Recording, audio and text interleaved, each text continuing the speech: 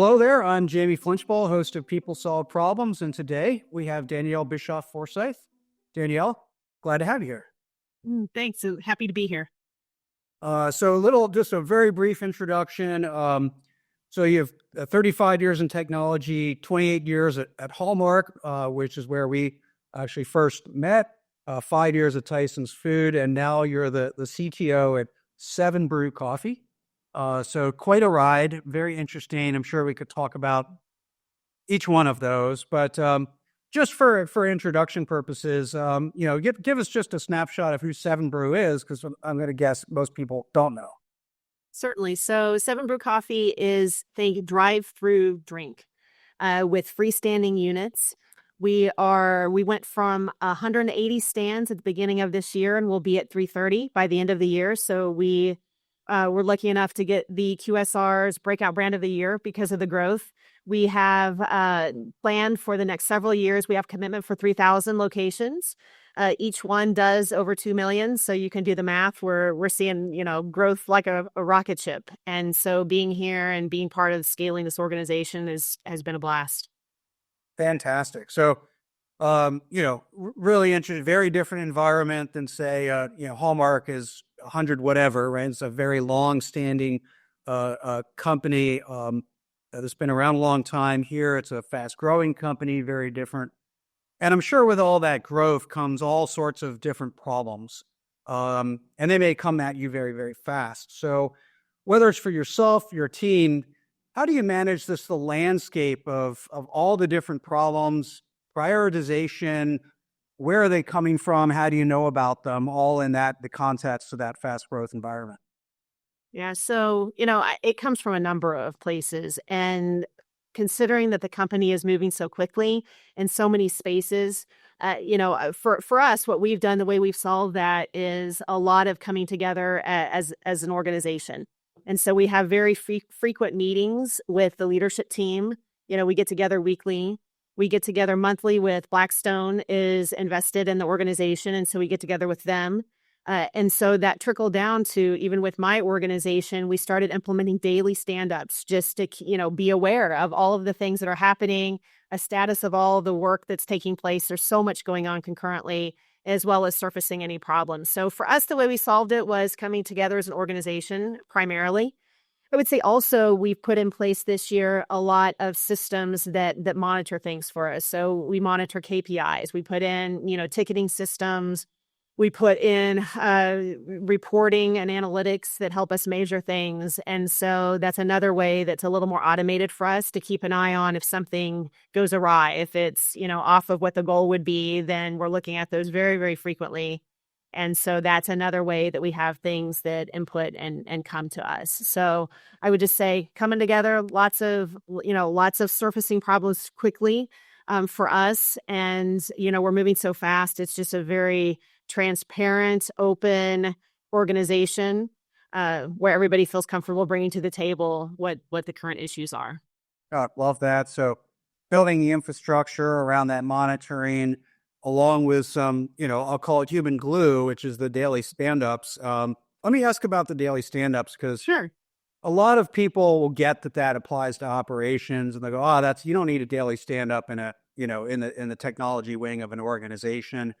So can you tell me a bit about the structure? Like what's the if you have any, but what's the structure of those daily stand-ups? What are you covering, and how do you run them? Yeah, happy to. So one of the key hires that I made this year was I brought in somebody that is a certified project manager, very structured in how we tackle our work, and he leads the stand-up with the organization. He also maintains a set of, we do have a Kanban, and so we have a set of cards, and we ask people update those, usually before they go home each day, so that they're updated when we come in the next morning, or they come in early. We do it first thing, early in the morning. And so they update the cards. And so what we do is we all gather. We are an in-person culture here, and so we gather in person physically, and we pull up the Kanban, and my PM works the board. And so we go through and we look at any place that we say the reasons why we come together each day. So the reason we come together is so that everybody is aware of what's currently active, so that everybody can surface problems or anything that needs to be escalated during that meeting. We don't solve it there, but they escalate it there so that it can be solved. It's a place where we can ask for assistance or advice. If somebody's got a blocker and somebody there can help, it's a way just for visibility and for somebody to raise their hand. And then I think it's been a beautiful way to help everybody learn. So they're learning about what's going on in the rest of the organization. They have an opportunity to not just focus on their own work, but to kind of lift their head up and look at what other people are doing too. So we do that. We work it every day. We try to go as quickly as possible. I'm really identifying where there's issues. If things are going smoothly, things are going smoothly. We can look at the Kanban and see that. So it's really for us to identify where we've got an issue, a blocker, somebody needs help. And so we state that as the purpose of us coming together as an organization each day. And, I told the guys when we started, because they moaned and groaned about, do we really have to do this every day? And I said, if you don't see value in it, then come talk to me and we'll see about making adjustmts. And, we're in now 12 months going strong. And, I think they actually enjoy coming together for that purpose. That's great. And so I asked that question because I know there's lots of listeners out there that are hesitant around the same thing, and to hear how that works, and how valuable it is fantastic. And I assume people have a chance to get their favorite 7 Brew coffee beverage on their way into the huddle. So, right, of course.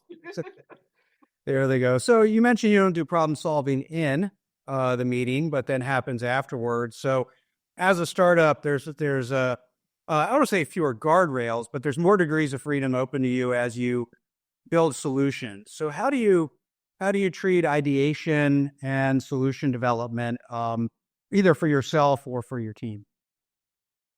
Yeah, so when it comes to both ideation and coming up with the solution, especially when I came to 7 Brew Coffee, I didn't have experience in this industry. I didn't have experience in QSR. I didn't have experience in this size of organization. And so it became really obvious to me, that as we were looking at problems and looking at opportunities, that I was going to need to look externally and really prepare when it came to ideating for solutions. There's nobody telling us exactly what to go do. It's up to the team to come up with what the right, solutions are based on the problems. And so what we do is we talk about our preparation is key. And so when we come in, we'll set up time for an ideation or a brainstorming. And so part of that is the preparation that goes into it. Making sure that we look at, what others in the industry are doing, make sure we really understand what the problem is we're trying to solve here and what that uniquely means to us. I have continued to expand my network of, fellow technologists, those in the QSR space. I've kept that network very fresh because I'll go ask them how they've solved similar problems that they've encountered. They're probably a few years ahead of us. And so just getting input from them. And looking at best practice, and thinking about, what some different ideas could be on how to solve it, so that when we come together as a group with the right folks, usually across different disciplines, my business partners will be there, obviously the key technologists on our team, and anybody else who we think would have great ideas to solve the problem. We come together in a pretty structured way to then attack it. But I would tell you the key for us is the prep. We don't just show up and say, hey, what ideas do you have today? Just making sure that we come with that knowledge and with our own experiences to be able to engage in that dialogue.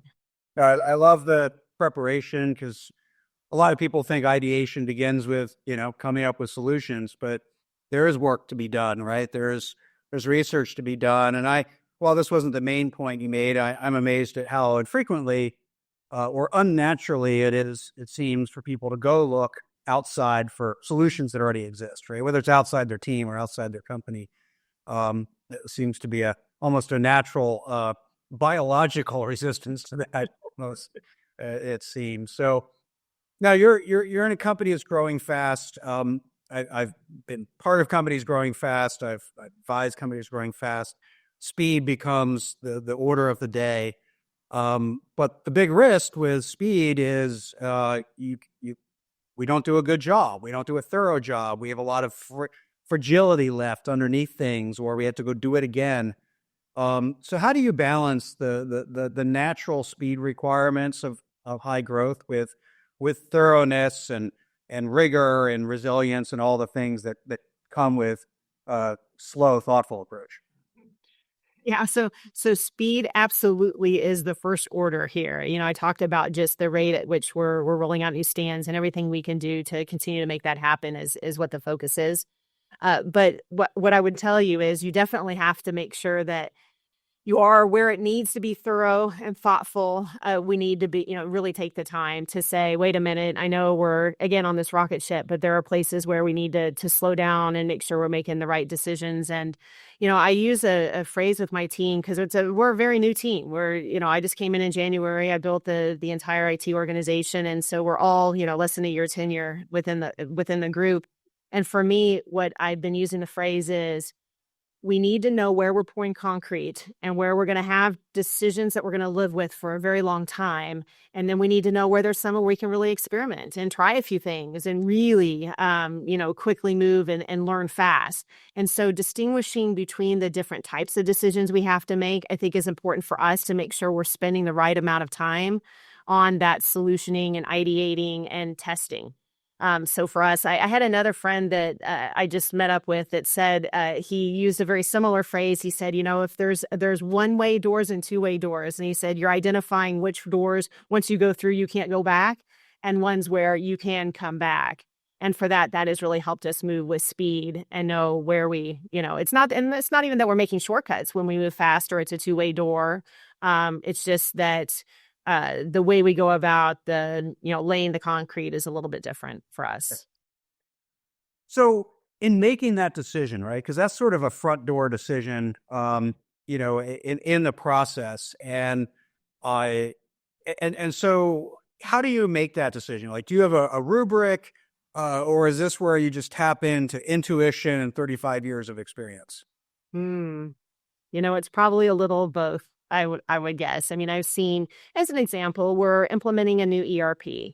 That's a concrete decision. That has lots of tentacles to other systems. It impacts multiple organizations. It's hard to undo once you put it in.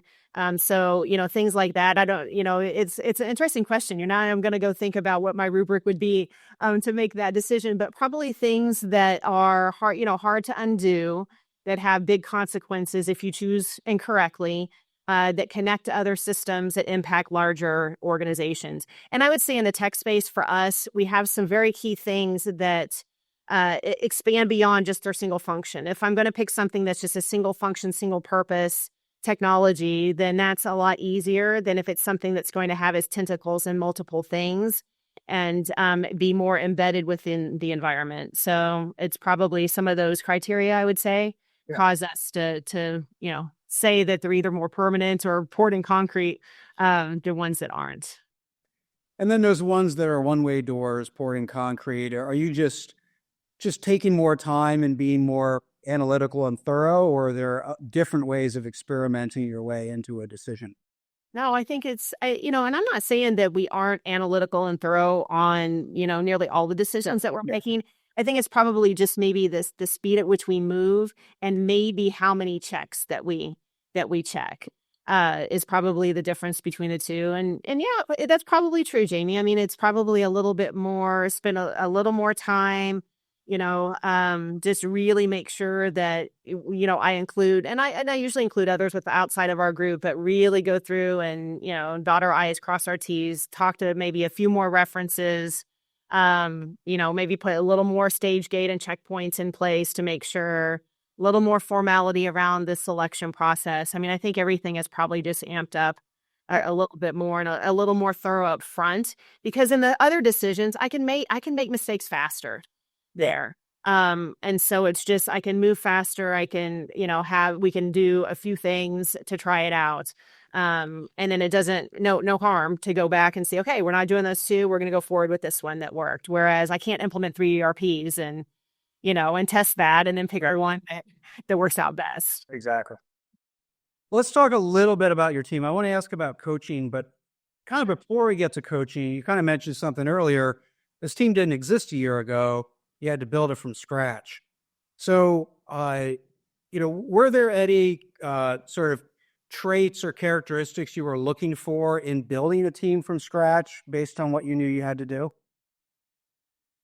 Yeah, of course. So for me, knowing that we're a small team, small but mighty, I was looking for people that had high learning agility because you come in and we give very broad titles because you could be developing something one day, you could be integrating something the next, you could be writing a policy the third day. It wasn't, we don't have specialists when we are so small and moving so quickly. So I really was looking for people that were eager to learn, that were excited about learning, that were willing to jump into a new environment with new languages, new tools, and jump in and figure it out. And so I think for me, I was looking for groups that brought that type of attitude, I guess, and love for learning. I think the second thing when I started to look at the team, I really did map out kind of, some general skills that they would come with were important to bring in. I couldn't have an organization that all looked the same. And so, making sure that I mentioned the incredibly strong project manager. I knew we needed that when we're moving so fast. Brought in a cyber expert because we needed to ramp up quickly in that space. Brought in some people that were focused on hardware and software and in the environment because, again, we need to have that, incredibly solid base to build off of.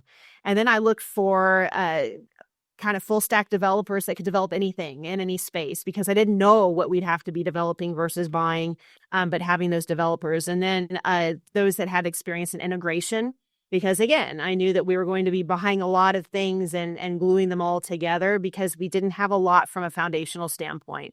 And so when I look at the team, I would say that's pretty much the type of organization that we built here. Yeah, I love it. And I love the term high learning agility for a whole bunch of reasons. But coming back to coaching, right out of the gate, high learning agility people generally take better to coaching than those that don't have them. Right? They're seeking it. It's just part of the equation. So just I want to get about your approach to coaching. Is it standard? Is it dynamic? Is it based on the individual or the situation? So especially as you have a team that you're building and growing, how do you approach coaching and shifting your approach to coaching as needed? Yeah, and I'll share a little bit of a story here because I had an aha. After 35 years in the business, I still am surprised, on the daily about what I can learn myself. And so when I first came in, I still remember I attended one of your coaching classes. It's been many, many years ago. And one of the key things that I learned from that was just really, really basic about coaching, but it was around the question. So not around providing the solution, which, is easy for all of us, especially I'm wired that way. Just here's the solution, go do that. And it was hard to break that habit. And I think I've really tried to hone that over the last 20 years since I had the class. But so I knew it was about asking questions. But when I first came here and built this team, there was a lot of inexperienced individuals that came to the team. And I was asking the questions, but I was getting really, really frustrated that I was asking the questions in a way that I assumed that they had already asked the question themselves. Like, did you check this? And have you thought about this? And have you gone and done this? And I finally had an individual stop me and ask me if I had a minute and pulled me into a private conference room and said, look, you're asking questions in a way that you expected them to already have gone and asked those questions themselves, but they don't even have the experience to draw on to have known to ask those questions. And I thought, what a gift that person gave me, because I then did a lot of thinking about my approach and what questions I was asking.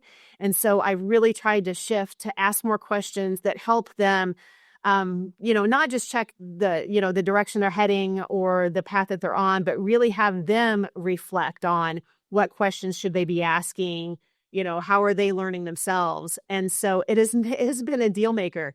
It has really shifted the conversation. I'm way less frustrated in the interaction and the coaching, and it's been a lot more fruitful as well. So just very, very transparently, I had to make that adjustment from a coaching standpoint, just because I was making the wrong assumptions based on their experience. And I wasn't going about it the right way. Like I said, I needed to ask them more questions that had them reflect on, what they have learned, because they are great learners and they can do that. And so that adjustment was pretty key this year for me.